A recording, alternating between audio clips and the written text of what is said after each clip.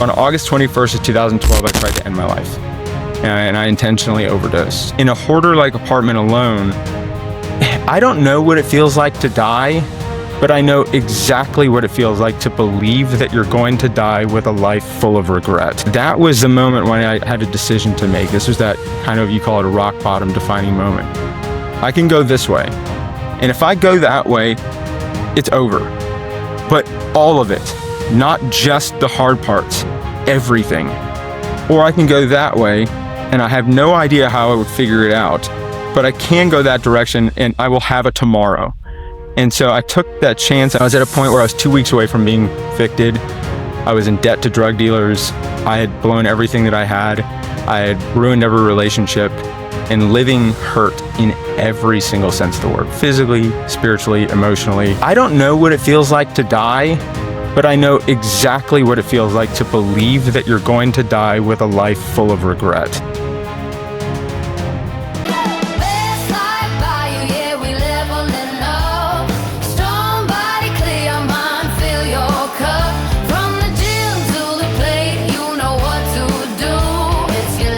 Your health, best life by you.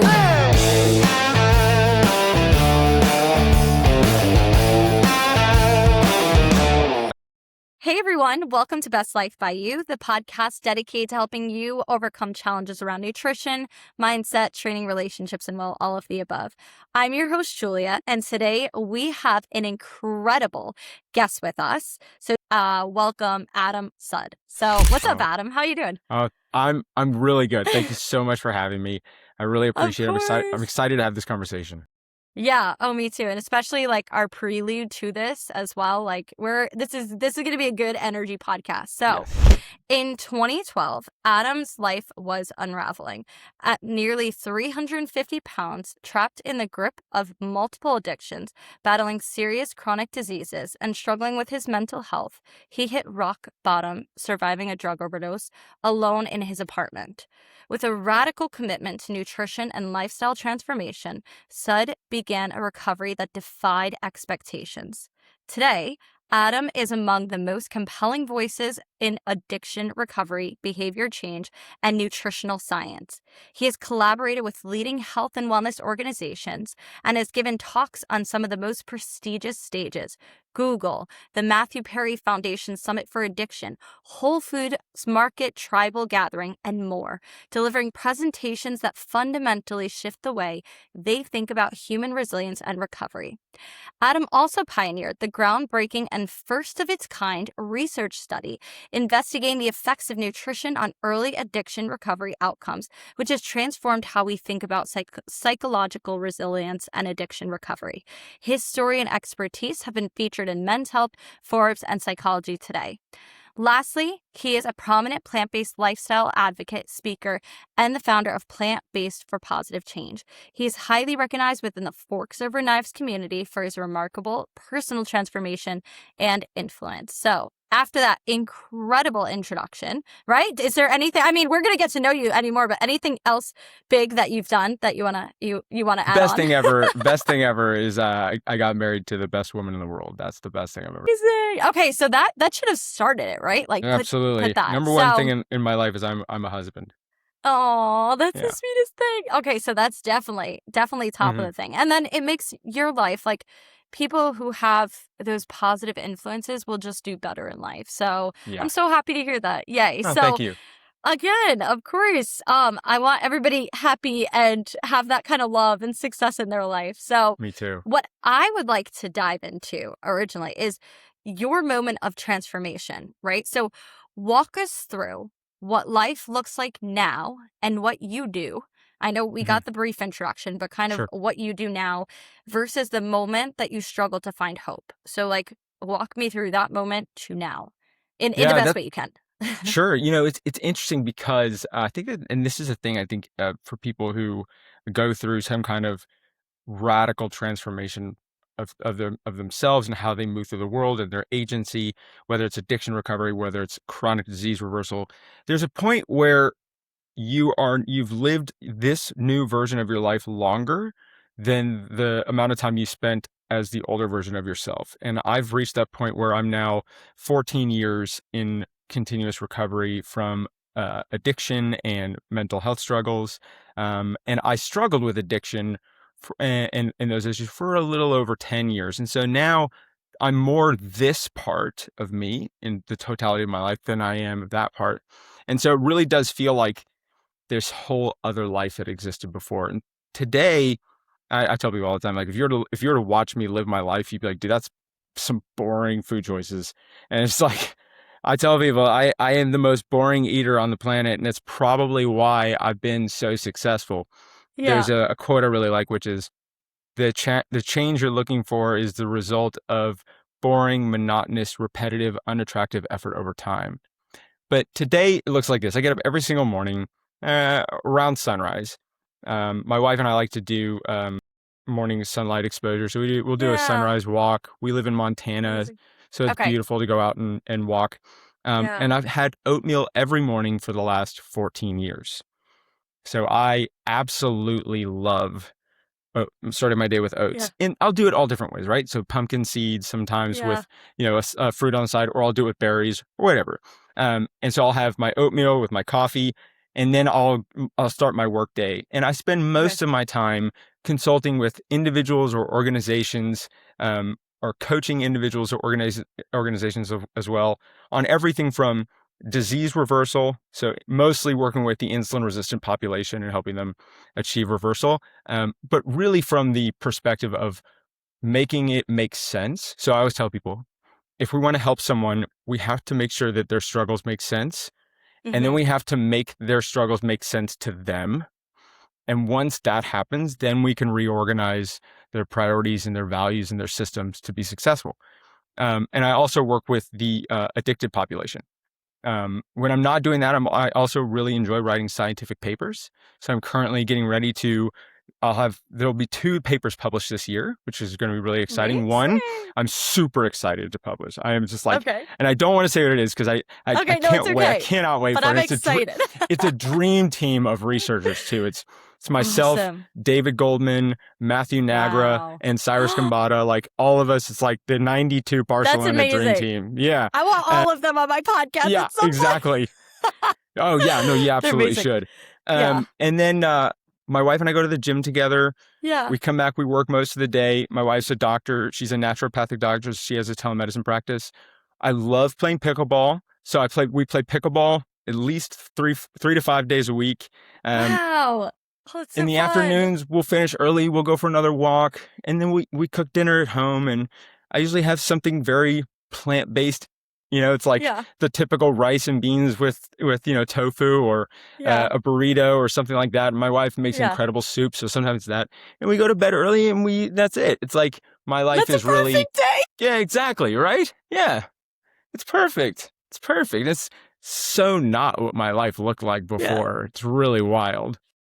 Yeah, but no, I love that. You explaining all of that, and especially the importance of having that partner and having that person to share it with it's so beautiful to have that. And just like as somebody motivating, but the combination, the natural, I'm like, I love that. Oh my gosh, she's incredible. Wonderful. Like her social media. Is she plant-based too? She was raised vegetarian since birth. Oh, so she's not she's not vegan. She's not plant exclusive. But, no, she always jokes with me. She goes, "I've eaten less meat than you," and it's like it's so probably. True. She's incredible. She's got an amazing social media presence, and her focus is mast cell activation syndrome. Really incredible. Dr. Laura Goose. So she'll be on my podcast next. She absolutely should be. She's incredible. Send her my way. I will. I will. Love that. But there is something to it because it's like it's great. It's great to reorganize your environment in terms of like your calories and stuff like that. Yeah. And that's great to change your life. But the environment has to include who you surround yourself with. Mm-hmm. Right? The people in your life have to look enough like the life you want to live. Yep. If they don't, you're going to end up justifying your life to people more often than you want. And that's an exhausting experience. Yep. I think that there's a great quote that loneliness isn't the physical absence of people. It's the sense that you have nothing of value to share with anyone. And so I think that the solution to loneliness is to find at least someone or more than one person that you can be in it together with Yeah. them. And it is whatever it is that you find meaningful and important. It's Yeah. like, that's the thing. And so I definitely have that with her. Oh, Yeah. listen, that's so beautiful. I hope Thank you. that again. I hope it for me one day and everybody like I do I have too. I have a lot of friends who are married, and I've talked about this on the podcast before, married and they have their own lives and everything, and there's many times, I wouldn't say it's loneliness, but it's like I very much don't I'm on a different trajectory than a lot of my friends, marriage and kids and stuff. And I'm like, no, my goal is to be with celebrities at that top level, educating them, talking to them, like doing the best I can to spread awareness on plant-based living to help people Yes. reverse diseases. And I'm not a doctor. I'm a plant-based advocate as well, nutrition coach. Like that is, and a plant-based nutrition coach, because that's my specialty, and sports Right. nutrition, right? Those are my two specialties. Yes. And so it's been amazing to like be on this path, and at the same time it is challenging because again, I'm the only plant-based girl in my It's a community. small I'm in New York. population of, I'm in New York. it's a Yeah, small pool of small. people. Yeah. Yeah. So It can that's feel it can feel like living on an island surrounded by a huge amount of land that you just can't get to. It's like, it's really wild. absolutely. Yeah. Yeah. Well, Yeah. I was going to say, so talk me about a little bit, when did you go plant-based and Yeah. pretty much why? Because Yeah. you're a plant-based advocate now. And so and I know it changed my mental health, and you talk about addiction and recovery. So how did changing your diet shift your brain chemistry during that withdrawal, during, you being able to recover? Like, talk me through when you changed your diet and what impact that has had on you. Yeah, that's a great question. And this is going to be it's A like loaded one. pulling a string on one of those Do that. talking dolls. The string is just going to keep going. It's okay. Talk So all you want. I have been living this plant-based lifestyle for 14 years. It'll be 14 years this year in October. And so it was You did say 2000. that. Well, but it was 2012 when my life hit a moment where there had to be a very specific decision to be made. So I had been struggling with serious drug addiction for probably 10 years by that point. I dropped out of college by sophomore year of college. That's when my drug addiction it went from being someone who abused drugs to being in what we would call substance use disorder, where the substance use had become so overwhelming that it disordered my ability to truly care for myself in any way. And it got out of hand, so I dropped out of college. I ended up actually becoming a criminal drug addict. I was buying and selling drugs on the street. I was stealing from people. And it was probably 5 or 6 years of just trying to figure out any way to manipulate, lie, and scam my way through life so that I could get things from people to get drugs. Because being present in my life was becoming a more increasingly difficult and painful thing to do. And it's this weird thing because when I started using in high school, I used because I was being bullied, like very seriously being bullied. And I got invited to a party. The only reason I was invited was because people found out that I had a prescription for Adderall. And so they invited me and they asked me to bring it and share it with everyone, which I did because I just so desperately wanted friendship, and that looked enough like it to me. So I said yes. And I remember using for the first time, and it was like this switch kind of flipped in me. Not the substance. The substance itself I didn't care about. It was what it was able to do for me with ease and repeatability. Immediately I was confident, like unbelievably confident. All of a sudden, I was able to talk to people, and people seemed to want to talk to me. I had energy like I'd never experienced before. And it seemed to give me all the things that I was seeking in life that I just could not find. And all I had to do was pop a pill. And so, for those of you who know, Adderall is amphetamine. That's technically what the thing is. I'm not saying that because I want to make a case against it or for it, just to be accurate. And so it operates like an amphetamine. So I was an overweight kid in high school. My dad and I had a tough relationship. I was bullied at school. So my life was a very depressing experience. And all of a sudden this thing shows up. It's like, here's your solution, man. And not only is it great, it feels like the best thing you could possibly do. And it worked for me. Like I lost weight, I had friends, I had girlfriends, I got a scholarship. And then I get into college, and after, 2, 3 years of using in high school, I got to that point that everybody gets to, which is when more just becomes always not enough, just always. And there's no way to get out of it.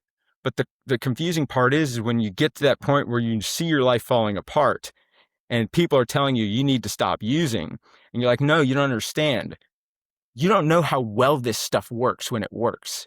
You don't understand the solution that this thing offered me. I know what my life was like before I started using, and I didn't like it. That's why I started using.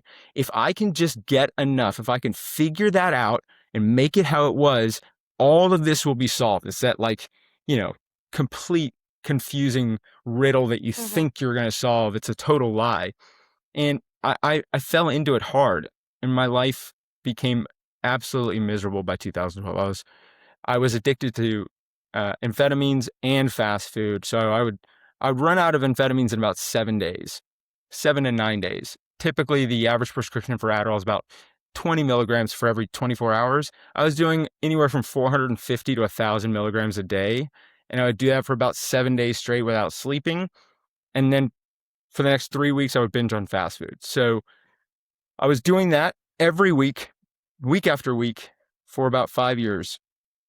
And I was at a point where I was 2 weeks away from being evicted. I was in debt to drug dealers. I had blown everything that I had. I had ruined every relationship, and living hurt in every single sense of the word, physically, spiritually, emotionally. I had infected cuts on my legs that wouldn't heal for reasons I didn't understand. And there's this experience where you wake up and every day that you're alive is the worst day you've ever had.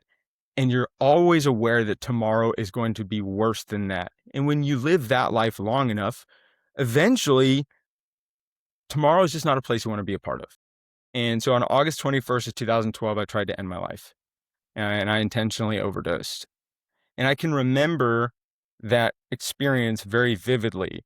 Now, it wasn't the overdose itself that was so unique, because I have had minor overdoses before that. But this one felt distinctly different. I had been up for 6 days. I saw this pile of pills that were sitting on the table, and it was like my body kind of took over, and I just started taking more and more and more. And I started to feel sick. And as I did, I tried to stand up off of my couch, and it felt like I got stabbed in the right side of my body with a hot knife, and the entire right side of my body cramped. And I kind of fell forward, and as I was falling forward to catch myself, I see my vision just start to go black really quickly from the periphery. And I have this overwhelming sense that what is happening is the last moment of my life. And the feeling that I had, not the physical description that I just described, the feeling that I had in that moment completely cut off from everything and everyone that ever meant anything to me. Not because they didn't want to be there for me or it wasn't available to me, but I made it impossible. In a hoarder-like apartment alone, I don't know what it feels like to die, but I know exactly what it feels like to believe that you're going to die with a life full of regret. I don't know if we should fear death, but everyone should fear that. That is worth your fear. I can remember waking up a couple hours later. I was in a puddle of my own vomit, and I was in a pile of fast food garbage. There's empty pill bottles all over the floor, and I think it took me about an hour or so to really kind of come to and understand where I was and what was going on. And when I did, I felt the most immense relief I've ever felt in my entire life. And I really was confused by that, because I really thought what I had tried to do was I thought I tried to end my life. But the relief that was so palpable, that was only possible, that feeling could only exist if there was something about myself and my life that was so meaningful that I loved enough that I was relieved to still be a part of it. And that was the moment when I had a decision to make. This was that kind of, you call it a rock bottom defining moment. I can go this way. And if I go that way, it's over. But all of it. Not just the hard parts, everything. Or I can go that way, and I have no idea how I would figure it out, but I can go that direction, and I will have a tomorrow. And so I took that chance. I picked up the phone and I called my parents, who, man, they had every reason you could ever imagine to give up on their son. I'd given it to them. I give them every reason in the world. And they answered, and I just said as quickly as I could, I need help. And without any question or judgment, they showed up for me like you wouldn't believe. And it took about 2 weeks to figure out where I needed to go. I checked into rehab about 2 weeks later. And within 72 hours of checking into rehab, I found out that I had very advanced type 2 diabetes. My A1C was 12%. My cholesterol was over 300. My blood pressure was 210 over 110. I had a resting heart rate of like 112. They diagnosed me with suicidal depression, anxiety disorder, sleep disorder, attention deficit disorder, obsessive compulsive personality disorder. They put me on a cabinet's worth of medication for life. And I can remember sitting across the table from this doctor, and he's saying all these things to me. Adam, here's the deal. You have very advanced type 2 diabetes. An A1C of 12% is extremely high. We're going to put you on the highest dose of oral medication for that. You're likely going to be on insulin within the next 2-3 months. And so you're at a very high risk of losing your eyesight, your hearing, limbs. It's genetic. There's really nothing you can do about this. There's not much you can do. I've seen people get reduced medication, but that's about the best you can hope for. You have very high cholesterol and blood pressure. Heart disease is genetic. We're going to medicate you for it. You are at risk for a cardiovascular event. You're technically in what we would call the class 3 of obesity, and weight loss data is terrible. We want you to do your best, but we're going to give you every support you can, but most people don't lose this kind of weight and keep it off. We're also going to medicate you for the depression, the anxiety, and all this stuff. And Adam, listen to me, here's the deal. If you want your life to get better, you need to stop using drugs. And I just remember thinking, that had to have been the worst prescription for change I've ever heard in my life. I mean, telling me, I didn't walk into rehab thinking that my life was headed in a good direction, but this person described a future to me, right? He described a future that was far worse than anything I ever thought, and said, you are 100% going there. That's where you're headed. It's like, if that's the case, what's the urgency here to do anything better? Why should I actually double down on my use? There's no reason for me to do anything. It's a terrible place to be. I got really upset by that. And I was so fortunate that about 1 or 2 years before that, my dad, who would always take any opportunity to try and help me out in any way, shape he could, took me to meet a guy named Rip Esselstyn. And Rip was putting on this 7-day retreat in Austin, and it was all about plant-based nutrition. And this guy was a triathlete and a firefighter, and I could tell my dad was really impressed by him. And I was like, my dad was begging me to go to this retreat. And I said, all right, look, fine, I'll go to this retreat. I didn't want to go. I'll tell you what, I didn't know what a plant-based diet was. I didn't want to. I didn't know who Rip Esselstyn was. I sure as shit didn't want to know who he was. What I did know was that if I could get my dad to believe that I actually cared about this thing, I bet he would give me money. Like, that was the goal. Mm-hmm. And so I went to this retreat that Rip had put on. It was the second one he ever did. And I was high out of my mind the whole time, but I did listen to every lecture by every person there. And all of a sudden, sitting in that chair in the doctor's office in rehab, all of the messaging and the knowledge from that week came flooding back to me. There was this story that I was being told in that doctor's office, that you are your chronic diseases, period, end of story. There's nothing you can do about it. And yet here's this luminary thought leader and incredible researchers that he brought together saying, oh, actually that's completely untrue. There's no reason. You want to know why you have those diseases, Adam? Because that's the exact response you should get from the environment you were living in. Everything that is happening to you is the most appropriate thing that should be happening to you given the way you were living your life. And if you were to take advantage of the knowledge we gave you, if you were to do this thing well, you could reverse this situation significantly. And that's what I was like, I don't know anything about mental health. I don't know anything about addiction, but I know how to put calories on a plate. So I'm just going to do this thing. I'm going to follow this diet and see what happens. And so they didn't let me change my diet in rehab. I spent 37 days in rehab hospital, and I moved into a sober living Wow. facility. After that, I would spend the next 10 months in a sober living facility, and that's where like the real change started. Okay. Wow. Yeah.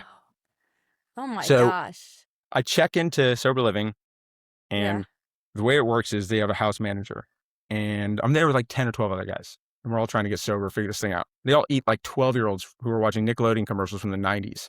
And I'm like, look, I Chicken can't. nuggets and Yeah, fries. no, seriously, it's like and mac and cheese, it's, Kraft mac and cheese. I'm not even kidding. It's everything you would be like, nah, it can't be that bad. It was that bad.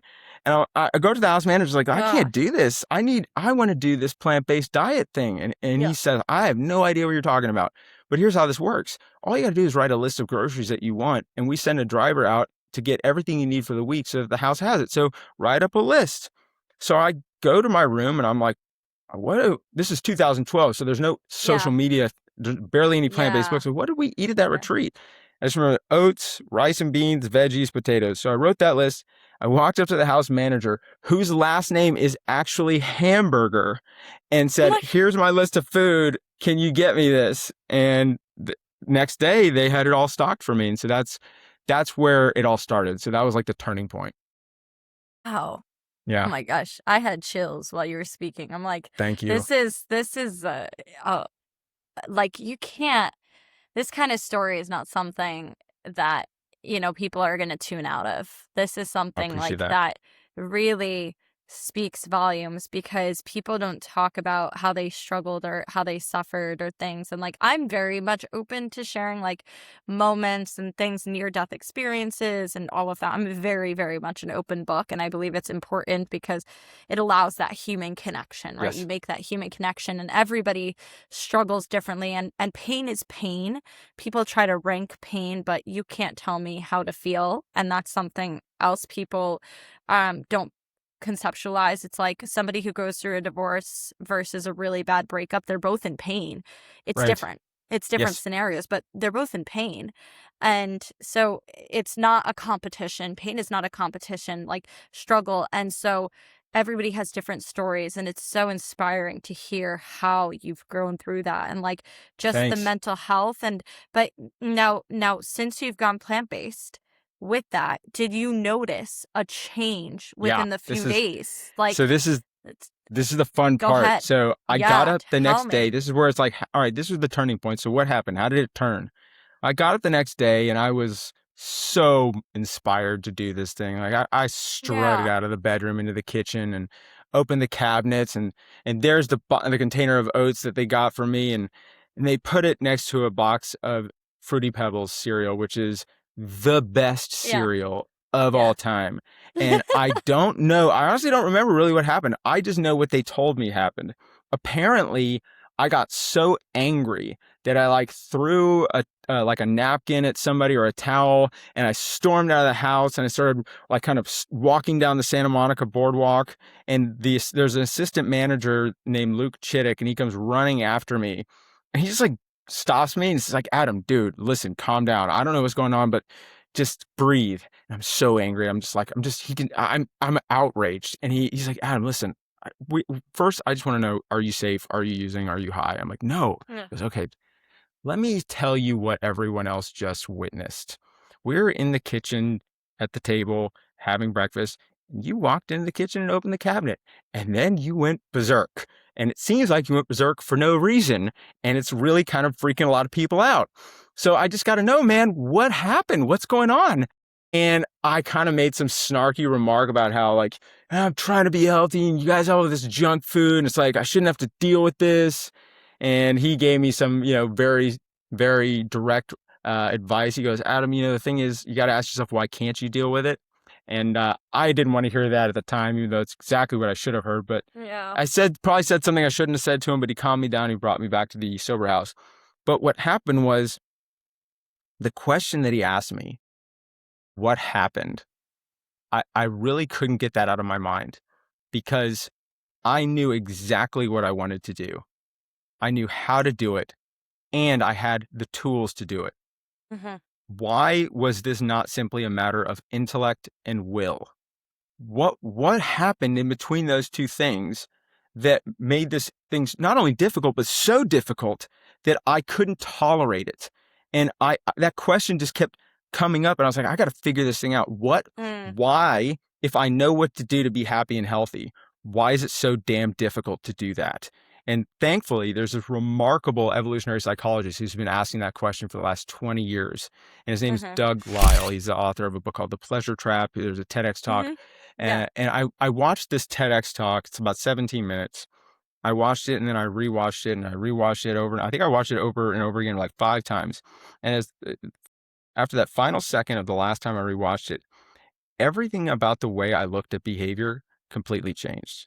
And I really did think that the reason why that moment was difficult was because I was a weak person, that I had no moral compass, that I had no maturity, that there was something wrong with me.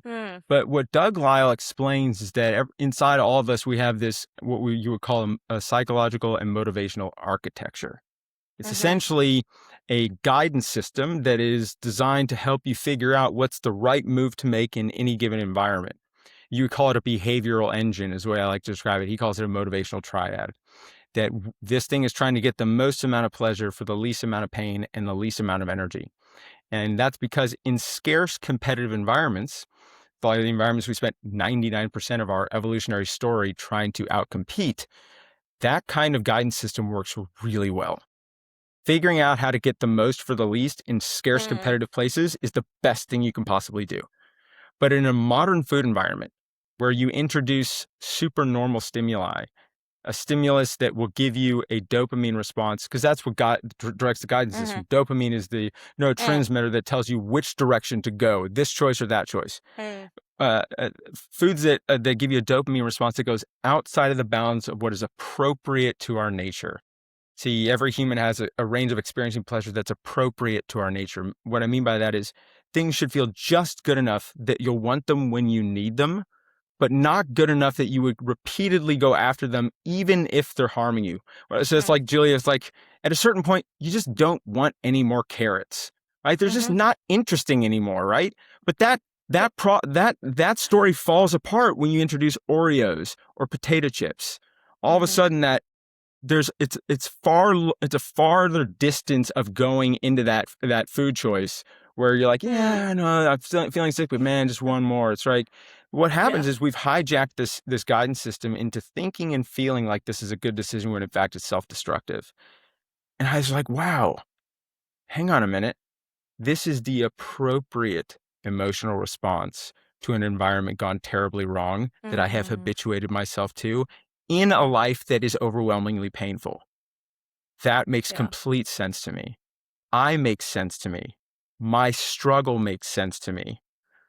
The solution to this is to intentionally design an environment of choices that looks exactly like my goals, the life I want, and is appropriate to my nature. If I can do that, I will recalibrate that guidance system. If I could be comfortable being uncomfortable, eat the oatmeal long enough, eventually I'm going to wake up and it won't feel like a chore. If I can do it a little bit longer, I'll look forward to it.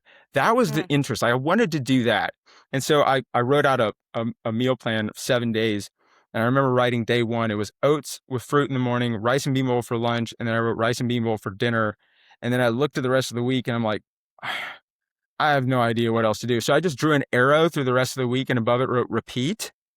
And I just repeated those meals. And what happened at the end of those 7 days was some of the most compelling evidence I've ever had about how unbroken the human body is. After 7 days, my blood sugar or blood glucose, which in the morning when I started was about 400, had fallen nearly 200 points in 1 week. My blood pressure had come down. I was sleeping better. I wasn't weighing myself, but I was feeling so much better. And I said, whoa, hang on a minute. Seems like I may have figured something out here. Seems like this might be a really good direction to go. Let me do this for another 7 days. I end up calling these my 7-day experiments. Yeah. And what I wanted to find out is if I did this experiment again for 7 more days, would I get similar or better results? And would keep getting these similar results. And so I just kept running this experiment. And after 5 months, the diabetes and the heart disease were completely reversed. Unmedicated, completely reversed. And I just kept running that same system. By 10 months, I'd lost over 100 pounds. And within a year, I was off of every medication. I was put on a rehab. Antidepressants, mood stabilizers, sleep medications, anxiety medications, everything. And I just remember thinking to myself that there is this remarkable experience that I had in sober living where I intentionally designed a caloric environment to support the life I wanted to live. And I witnessed the people around me in sober living everyone there is there because they want their life to be better. By the time they left, they were sober, but they're on medications, higher medications, they gained weight. And I was like, there's got to be some kind of evidence, because I feel this sense of resilience, this sense of esteem, this interest in being a part of life that I didn't have before. Is there any evidence that shows that nutrition supports any of these outcomes? Found out there has never been a single study investigating the effects of diet at all on addiction recovery in a controlled trial. And I thought that sucks, because I really wanted to confirm it to everybody. And I spent a year being mad. That's when I decided, you know what, you need to stop being upset about this, and you need to go study nutritional biochemistry and figure out a way to run the darn study yourself. And so that became my mission. And I was very, very lucky to be able to work in clinical settings. I was very lucky to be mentored by Doug Lisle in evolutionary psychology. And then I was able to run the very first clinical trial to investigate the effects of plant-based nutrition on addiction recovery outcomes in treatment facilities, which became a groundbreaking study, because we found out, actually, for the first time ever, we now have evidence that psychological resilience can be influenced by diet, which is incredible. That is, I'm loving, I eat this all up because I love research. I did it in my master's program 9 years ago or whatnot. But it was in education. It was a little different, and but mental health as well. And I love reading papers like by Dr. Greger. Like, I love all the researchers. That's why you said Dr. Nagra. I was like, oh my gosh, these are great. And I on Instagram, Matt's amazing. I know, and on Instagram, I'm always like, oh, this is amazing, because the thing that people unfortunately fall after is like, and this is society today, is that we have on social media so much access to testimonies for TikTokers and things like that, of like, oh my gosh, like, you guys need beef tallow, seed oils are bad, like beef tallow over seed oils, and this, and people will not stop, because there's these influencers who have, who are like, oh, this is the best, like, this is your best thing you should do, or drink raw milk is the best. I even, like, there's people I've seen all over, and for me, I've been plant-based for 6.5 years, and I used to get so offended and try to tell people, like, this is what you should do, this is you need to go plant-based. And then I did a published book in 2024 called The 7+ Lifestyle, and it was more so and I called it The 7+ Lifestyle, to educate people about how to live a healthy life, right? How to follow like 7 pivotal steps. And it was really about alkalizing your life. How to alkalize your life. How do you alkalize your life? You have more whole foods. Where do you get more whole foods? Oh, plants. It's a great term that's very it doesn't offend people. Yes. And that was what I was after. And so now I'm like, I push fiber so much to people about, like, you want to get your fiber. Let's go. Let's get our 50 grams of fiber a day. How do I get 50 grams of fiber? Well, let's look at your plate. How do we do that? Like, there's so much I do as I'm so passionate about this, clearly, but like, even nutrition coaching, like when working like with athletes and stuff for personal training, I'm just like, what do your meals look like? And I'm like, follow these people. Go ahead and research, look at nutritionfacts.org. These are free resources you guys can learn stuff from. It's just, a lot of people go on testimonies with the wave of the carnivore diet I've seen. And it's so, for me, I sometimes have to assess and see what is worth exploring and what is worth not exploring with people. Well, so go ahead. The thing is like, people are, I think when you look at like, well, how could people be so bought in on something like the carnivore diet? How could that make sense to people? And I think it's a testament to how unwell the average person feels and how desperate people are to feel well. And the thing is, sensation sells, right? So someone comes on, an influencer who wants to sell you on a dietary pattern, they're going to use language that conveys certainty. They're going to say, this is the best, you must, or never, Mm-hmm. always. And that is exactly what someone who's looking for an answer wants to hear. But Mm-hmm. nutrition science and health science doesn't deal in proof. Proof is for math. Nutrition science deals in weight of evidence. And so an expert in nutrition will use language that conveys limitation and nuance. So we'll say things like, well, research seems to suggest, or for the majority of people who include more fiber, there Mm-hmm. seems to be a reduction in this. And that seems very limited. It's like, wait, you don't sound very sure of that. It's like, well, there's a reason for that. The reason is because while we have incredible evidence, even unbelievable systematic reviews, in fact, there was an umbrella review Yeah. on fiber that came out this year, which was really compelling. We know that the Mm. weight of evidence is determined by the type of study, the duration, the dosage, who it was for. So when Mm-hmm. people use language that conveys nuance, limitation, things like suggests, perhaps, that's not being vague. That's actually being precise. That's a Mm. person you want to listen to. That's the type of individual who's interested more in being accurate than being the rightest person in the room. Someone who Mm-hmm. wants to inform you, not influence your behavior. But people who are desperate want something that Mm. sounds like the solution, not this might or may work, seems like a good idea, doesn't sound like a good idea to someone who's Mm. desperate. And so that's where the pitfall Yeah. exists, you know? Yeah, it's Mm. very, very, very, So very frustrating. so on point, but it's the truth of the matter is, even like me working with my with Brunson for 3 years now, like I was like, I am pushing plant-based living. Like Good, you I am should, pushing yeah. most of that. And he knew it was important, right? Like he knew how important plant-based nutrition is for performance. He's watched the Game Yeah. Changers. Like Oh, yeah, people yeah. at that level know that, but it's you make such a good point of like, I'm a person, I'm like, I'm going to come and educate you. Like I just had Yes. a client I was talking to, and she wants me to come over to her family's house and just like educate about plant-based nutrition, because here's the thing. So many people know of like the standard American diet, but they don't know how to include like basic plant-based nutrition into their lifestyle of like, well, that seems boring. That seems this. And like, it's easier to tell people what I don't eat than what I do eat. Cause I get that all the Yeah. time. And Yeah. I'm like, for me, it's just been transformational in my own bit as an athlete. But then you get the pushback of people being like, well, you don't get enough amino acids. Actually, like you're getting the quality of fruits and vegetables are not the same anymore. And Yeah. like, I always just there's say, always, yeah, okay, well, okay. that's literally what I've come. That is what I've come to, is like, I've come to such a point, even though I explain, like, I love doing, explanations of like, this is an artery of someone who's plant-based, this, and I do it with straws and I fill it up, and I'm like, when you have a lot of saturated fat and dietary and cholesterol, you're going to go ahead, create these plaques, they're going to harden, and it's going to get very hard for the blood to pass through. And but then when you have a lot of fiber, it's going to help move the cholesterol out and make you feel better.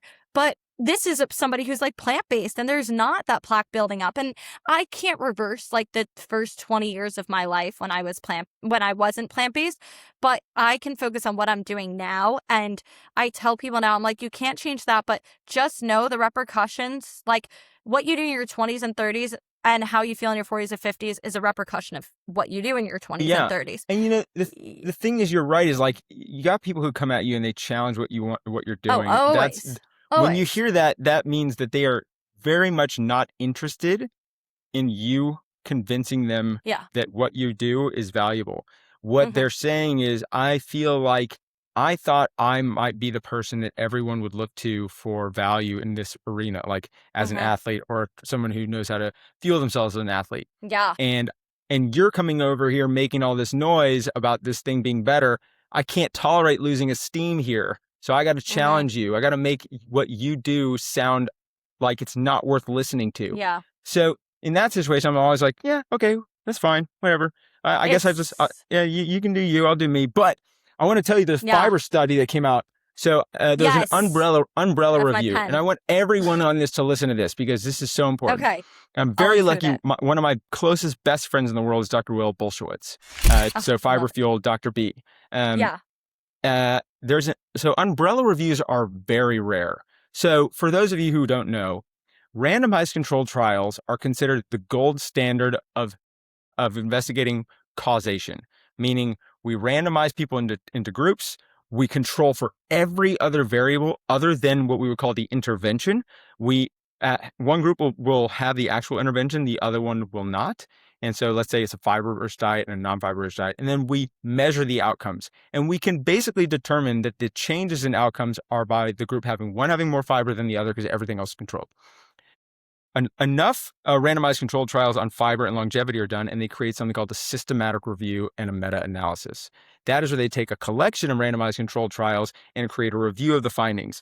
Every few decades, we do an umbrella review, which is we take all the systematic and meta-analyses and we create a bigger report. So this included what would come to about 17 million people of collected studies. And what they determined was they were looking at the impact of fiber on longevity, was for every 10 grams of fiber that you consume per day from real food, there is a 10% reduction in all-cause mortality, which means death from any health-related cause, up to 30%.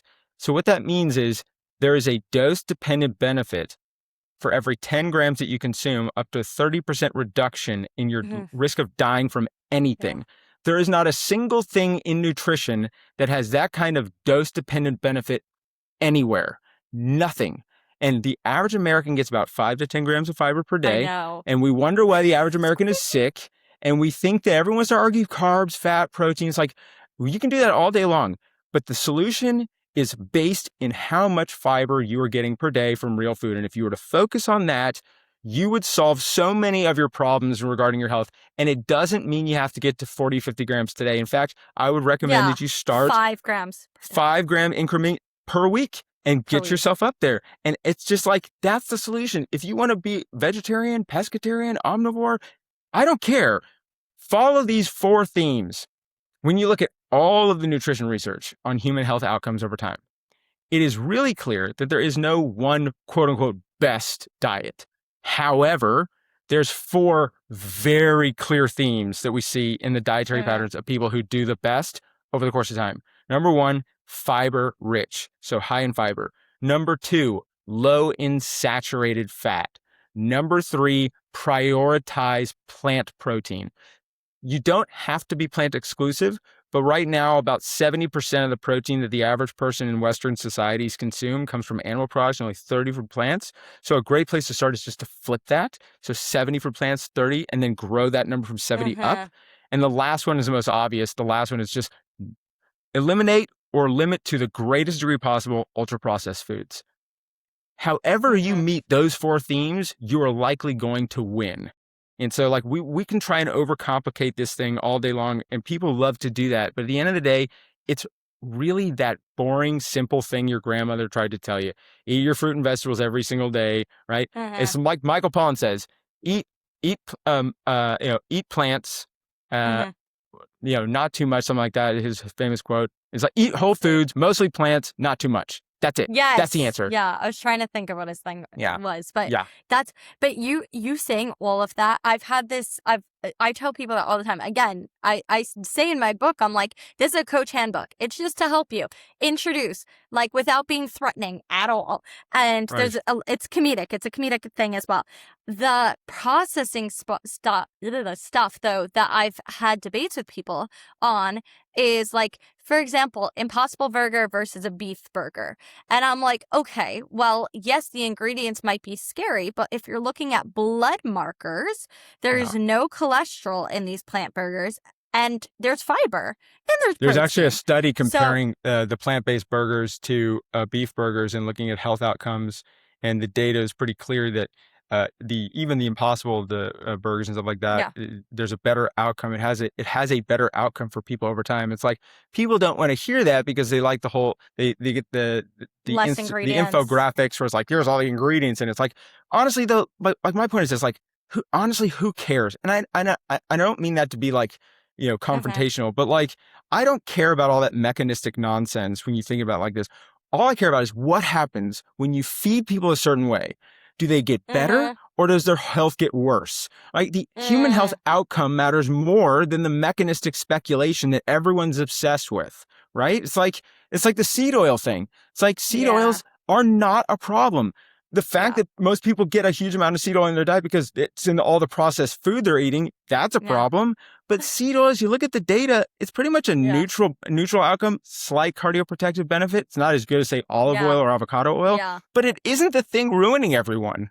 Yeah. I could just go. I mean, me and you could probably talk because I love talking about this. Like, days. I'm ready to dive into like the seed oils because of the omega-6s, and people are always like, well, it's so bad compared, but it has been a shift, unfortunately, in nutrition and what's being promoted, and so we need more people like you, Dr. Matthew Nigro. Like, no, but just to educate, like you're an advocate to educate. And even like the whole situation where Billie Eilish came out and said like the amount of rupture that got over, plants have feelings and this. I'm actually having, I don't know if you know Gary, I forget, I'm trying to remember his last name. I'm having him on. Oh, Gary, wait, Gary Yourofsky, right? He's a huge vegan advocate. And he talks about, and so next week, we're going to be talking and diving into all those debunks of like plants have feeling, animal, and like, but it's like, so funny. The people that say that, it's like, that 75% of all plants grown are fed to animal agriculture. It's like, so if you really care about animal feelings, you would reduce the suffering of those things greatly by not eating animals. Like the argument just never works in their favor. No. But it's like, it's also like a ridiculous argument. But, it's funny. The world it's an interesting thing. We found when we published the study on nutrition and addiction, we demonstrated that for the first time ever, we showed that not only, because there's always been this belief that you can't put people on a vegan diet in recovery. The idea that like the omegas from the fish and all that stuff are so important, right? What we discovered was that in every single outcome in both groups, there was ours, which is the plant exclusive group, which is a whole food plant-based diet, and the other group was actually eating a very high quality omnivore diet. We measured every single outcome, and they were in a treatment facility going through addiction recovery. Everything from emotional stuff to physical biometrics. Everybody did better across the board, which is good. It says two things. Number one, that treatment facility does a great job. It's called Infinite Recovery. The only group that showed benefit in any markers over the other one was the plant-based group. And when it comes to recovery markers, we saw increases in self-esteem, self-compassion, and psychological resilience. Now, when you look at addiction recovery and you look at the metrics that you would use to determine or predict someone's ability to be successful at 1 year, the two most important ones are self-esteem and resilience. Those are incredibly valuable. If you were to see someone by month 3, they have a marked increase in self-esteem and resilience, it's a good predictor that they're going to make it to a year. So now we have this lever, a dietary lever that seems to, if we pull it, seems to increase psychological resilience, a major driver for success in early addiction recovery. Not only that, we have a dietary pattern that's cheaper than the ones they were serving and has been shown countless times to be one of the best things you can do for overall long-term health. And yet I can't get treatment centers to adopt it. It's like, just can't get it done. It's just, and so I kind of gave up the idea of like, my mission isn't to like change the institution. I know there are people out there that are really good at that, and that's what I want them to do. My mission is to continue to publish the evidence and the literature and the language that we can use for those people to go and make that happen. Yeah. And my thing is to use the evidence to educate people and break it down in a way they understand, because I was a former teacher a few years ago, and my business was part-time, and I'm really good at communicating and educating and making it in a way that people can understand it. So I love giving talks, like I've given talks to people, and just breaking it down without being without insulting or stepping on anybody's toes, but just educating. And with, you had said though, I think it also does stem. And actually I had Dr. Clapper on my podcast. Michael's the best. I love I love him. He and I were going on and on, like back and forth. He's like, yes. And I'm like, I know, I have it all here. But the other thing we were talking about is I work with like RDs as well of the team, of the next team. And a lot of them, I've noticed, not just them, a lot of RDs are very old school in like macro focused, right? Like you need the protein, you need this, and it's like, but also just the food choices. I'm like, some of them, I'm like, and it's not directly them. It's not necessarily them. No, It's also the it's the players, but institution that in order for them to it's get hard. their certification and their accreditation, they have to believe these things. It's Yeah. so my And my that's wife what's really hard for, my wife got her Anyway, continue. CNS license in order to start doing nutrition coaching in states that she's not licensed as a doctor, because not every state recognizes naturopathic licenses. And I I remember don't think she was New doing York does. Yeah. yeah, she was doing the test. She was going through the criteria, and Yeah. she was showing it to me. She's like, "Look at this." She goes, "Adam, which answer would you give for this one?" And I said, "Well, the one I would give is that, but I'm guessing the answer they're looking for is B." And she's like, "It is." I was like, "Oh my gosh." Yes, but literally, that's so true, because I've taken probably 4 different exams, right, Yeah. for nutrition. I get so mad. I have a few friends who are plant-based dietitians, and they were like, Julia, with that, because I was in a Cornell program. I'll backtrack. I was in a Cornell program, and but it was not the plant-based one. It was a different one. And I went back and forth with one of the professors in the course, and he was like, yeah, you need to have like the saturated fat, having not too much is fine, like red meat, you're fine as long as you have. And I was like, can I ask you a question? Why are we not focusing on fiber? Like, no one is protein deficient. Everybody's fiber deficient though. Like, why is that a thing? And for me, I'm way too vocal of a person that one of my friends who's an RD, she's like now, and Clapper said the same thing. He's like, now they're changing a lot, but they were like, she's like, you would have to bite your tongue and you would be livid in probably a bunch of your classes to go back. And I'm like, that's for me. I'm like, why do I want to go more in debt to do that? So I'll just work with them. And then but the funny thing is, I've had clients who are on Broadway on that, work with RDs. They're RDs they had a horrible experience with. They send them to me, and I'm the one correcting all the damages. I'm like, why am I the one correcting all these things? So why funny. am I doing it? You're talking about that. He's like, yeah, it's fine. You can have red meat. It's fine. It's like, hang on a second. Is this not a scientific course? Like, saying it's fine is not scientific language. Like, explain what you mean. By what dosage would you say you can have some? Some is not specific. What does some mean? It's so right? bad. Like, it's ridiculous. It's so bad. I'm glad you're doing what you're doing. I don't shut my mouth. Like, that's why last thing, and then I have one more question for you. And the last thing I had said, I worked with somebody who, she gave me a layout of what this dietitian told her to eat. And she's like, I'm not kidding, 4 times a week, steak and butter for dinner. Yeah. I almost threw up, and I was like, I'm sorry. And she's like, I actually have been feeling good. I'm like, probably because you were nutrient deficient, not because you needed steak. You probably needed zinc and magnesium and protein and like whatever you had the butter. I don't know what made you feel good about that, but it's so wild. People get so convinced if they have gut problems and then they take fiber away and their gut health and their gut doesn't hurt anymore, and they go, that's it. That's the evidence that fiber is bad. It's like, no. Yep. That's the evidence that when you don't have fiber, you can't tell how impaired your gut is. That's what that is. If you're focused solely on the short term, you can be misled every single time. Yep.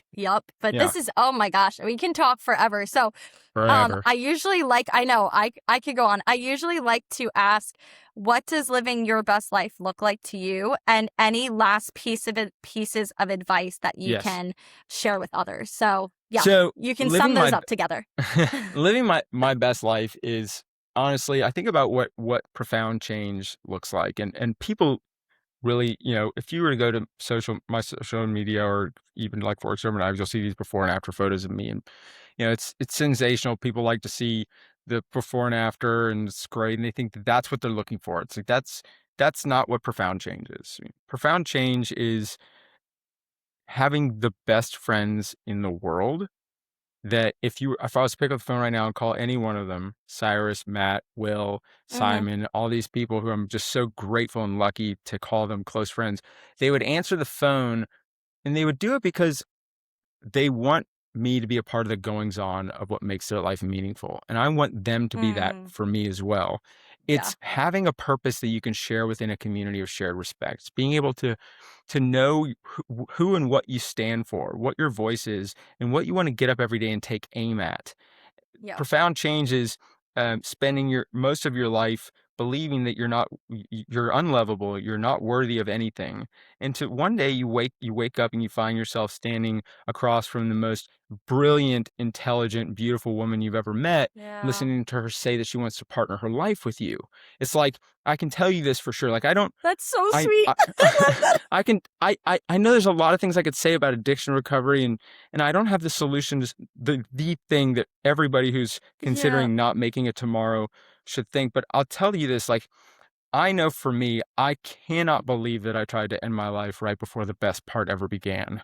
Like, that's what, my best life looks like, is when I think about today, Yeah. is everything about today is an example of why I'm so glad that day failed. And for those people who are listening, if you are struggling, or if you know someone who's struggling, I want you to know that you're not crazy. You make sense. Your struggles make sense. There's a solution to those struggles. They're just confusing to you right now. And maybe the reason why it's hard to come out to anyone and say I'm struggling is because a lot of the times these struggles are cloaked in shame and stigma. And I understand. One of the things that, if you know someone who's struggling and you love them, this is what you do. You call them and you say, I love you. I love you whether you're using or you're not. I love you whatever state you're in. I don't have solutions for this problem, but I will sit with you. I will help you figure out the first step to make, because I don't want you to be alone. If we can tell these people who are struggling that they matter, that they're a part of a community that wants them there, that there's a place for them that's saved. And if they Yeah. decide to take on this extraordinary effort, and it is certainly that there is a place that is just for them, that they will come home to, and people will welcome them back with open arms. Remind them that they are not their problems. They are a human being who matters. If you can do that, they might not ask for help, but you will be the person they will ask for help if they need it. That was amazing. Oh my gosh. Thank I'm you. like clapping you're clapping and oh my gosh. You are such an inspiration. I mean, I was thinking, I usually like to clip and write down points in this episode, and I'm like, throughout the episode I'll make notes and stuff, and I'm like, everything was just so good. Oh, Like you're so sweet. Thank you. this is so Thank good. you. But Thank I you. truly appreciate having you on. And for everybody listening, I'm going to include Adam's information below, his website, his Instagram, any way to help you connect with him. He is definitely worth a follow, definitely worth a listen. Thank you. Go read every single one of his publications coming out that he's had. Just do Yes. it. And Thank you. everybody, thank you so much. But everybody, please continue to keep living your best life, and I'll see you next week. Bye. Thank you so much for listening to the Best Life by You podcast with yours truly. I hope you go ahead and subscribe on YouTube, Spotify, and Apple Podcasts, and stay up to date with all the latest information. You can also follow me on Instagram at Julia_BestLifeByYou for more humor, podcast information, and all the above. I hope to see you soon, and let's continue to keep living your best life.